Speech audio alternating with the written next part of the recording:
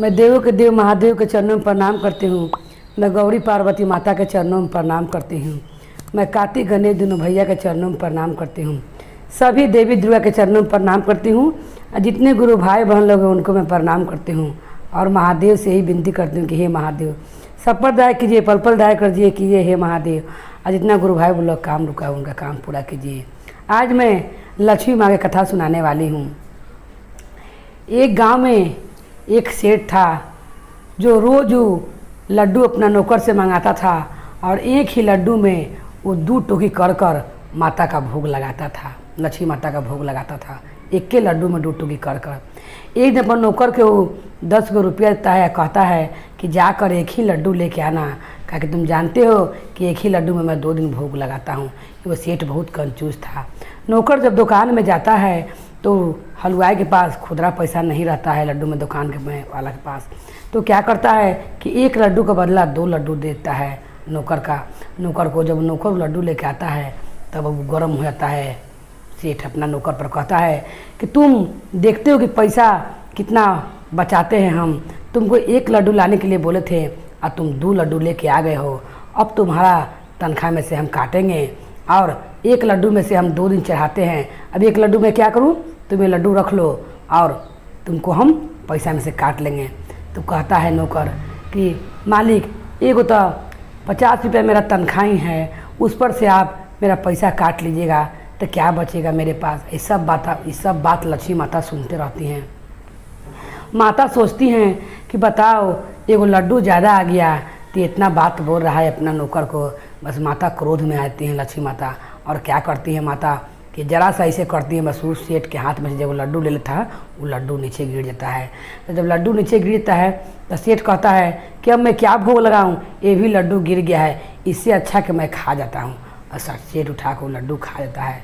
माता कहती हैं कि ऐसा कंजूस के घर के रहेगा, मैं इसका घर पर नहीं रहूँगी, मैं ये नौकर के पास ही जाऊँगी जो ने नौकर 2 लड्डू लेके आया था और लड्डू लेकर नौकर चल जाता है अपना घर। जैसे ही जाता है तो वो नाव खेवने के भी काम करता था जो नौकर था सेठिया।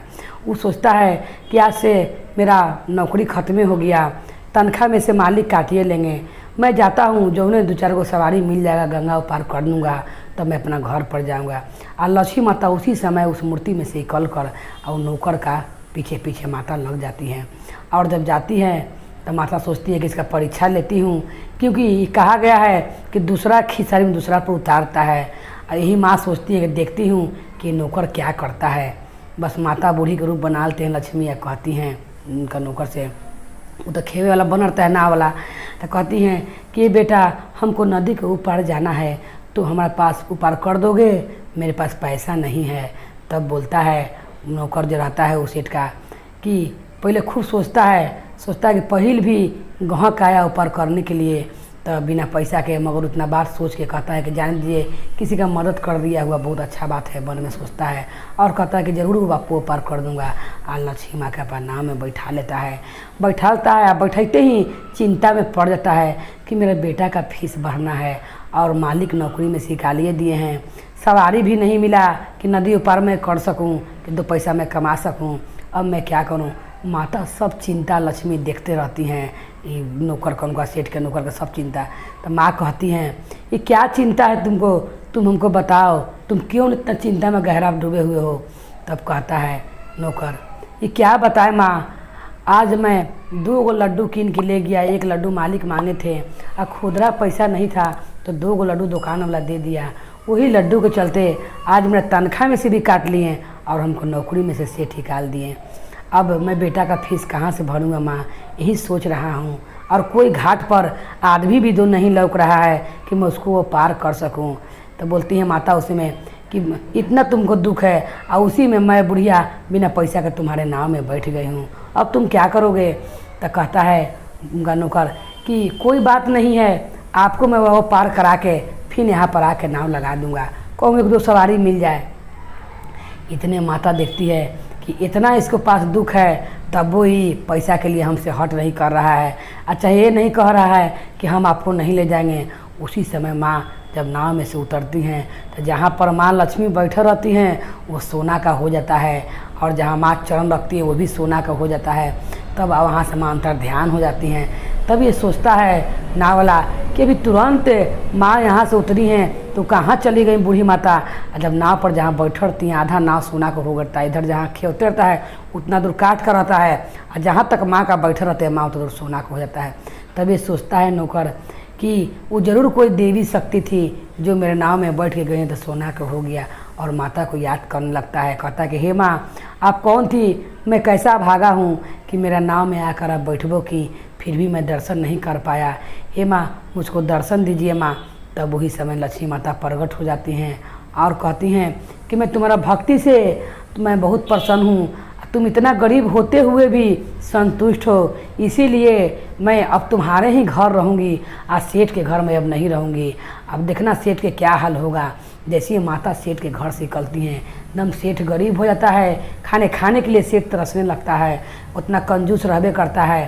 तब माता उस दिन से इन नौकरी यहाँ रहने लगती हैं लक्ष्मी माता। और माता वरदान देती हैं कि तुमको अन्न धन से कभी कमी नहीं होगा, ना तुमको कोई पैसा कौड़ी से कमी होगा। और उस माता लक्ष्मी उनका मूर्ति में जाकर समा जाती हैं, जहाँ वो नौकर उनका सेठ का नौकर जब मूर्ति रख लेता है लक्ष्मी माता का, उसी में जाकर प्रवेश कर जाती मैया।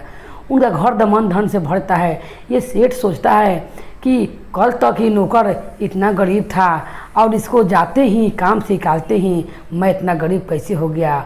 और जाकर वो नौकर से कहता है कि ये बताओ कि तुम मेरे घर से काम छोड़े हो तब मैं इतना गरीब कैसे हो गया हूँ। उस तुम गरीब थे वो मैं हो गया हूँ, और जो मैं था वो तुम हो गए हो, ऐसे कैसे हुआ। तब बोलता है उनका नौकर कि मालिक है आप माता का एक लड्डू के भोग लगाने के लिए भी इतना सोचते थे, एक लड्डू में 2 दिन भोग लगाते थे और रिगझिक करते थे। लक्ष्मी माता ने आपका घर से चलकर मेरे घर आने का कृपा की है, इसीलिए आप गरीब हो गए हैं। सेठ को बात का बहुत जोर का झटका लगता है और जहाँ लक्ष्मी माँ का तस्वीर रखे रहता है वहीं पर जाके गिर जाता है। कहता है हे माँ मुझे क्षमा कर दीजिए, मुझे ज्ञान हो गया है कि जब भी प्रसादी आ जाए, कितना कोई प्रसादी आ जाए बोलना नहीं चाहिए, नहीं तो प्रसादी माँ स्वीकार नहीं करती हैं। इसीलिए गुरु बहन अगर बाल बच्चा को 10-20 रुपये कोई सामान लाने के लिए दिया जाए और वो 10 रुपये का बताया जाए कि लिया ना, और अगर 20 रुपये के लेकर आ जाए तो नहीं बोलना चाहिए, क्योंकि पहले बोलने से वो कचकच हो जाता है तो माता वो प्रसाद स्वीकार नहीं करती हैं। इसीलिए बात का ध्यान रखना चाहिए। तो जैसे लक्ष्मी माँ वो उनका नौकर पर दया कृपा की और उनका घरे दिल जाकर रह गई, उसी तरह माँ लक्ष्मी अपना भक्त लोग का दिल देखती हैं और सबके घर निवास करती हैं। बोल लक्ष्मी माता की जय, भैरव भैया की जय, दुर्गा मैया की जय, हर हर महादेव की जय।